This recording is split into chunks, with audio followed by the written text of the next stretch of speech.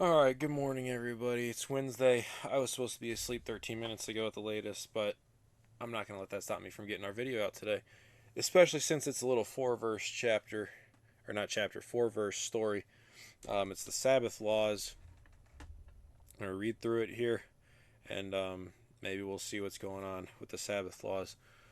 For 6 years you are to sow your fields and harvest your crops. But during the seventh year, let the land lie unplowed and unused. Then the poor among your people may get food from it, and the wild animals may eat what is left. Do the same with your vineyard and your olive grove. 6 days do your work, but on the seventh day do not work, so that your ox and your donkey may rest, and so that the slave born in your household and the foreigner living among you may be refreshed.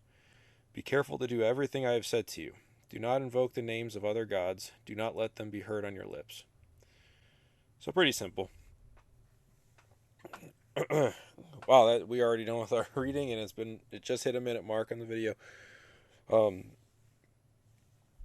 I mean, I don't know how much to dig into here. For 6 years, you'd have sold your fields.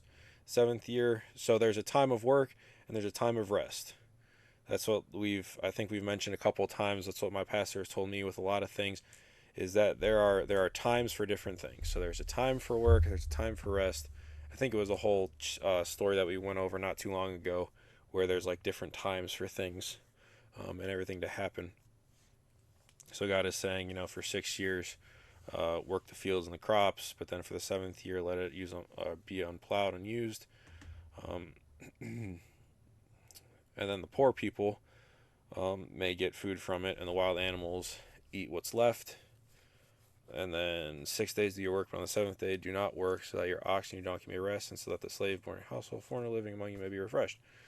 So it's saying, don't work all the time. You have to rest.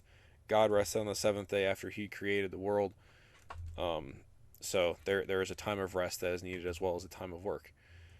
I think that's what I'm getting from this. Let me know if you get something else. If you know something else about these, please keep commenting and sharing your thoughts. And I will see you again tomorrow for the second half of the week, which is Thursday. All right. See you then.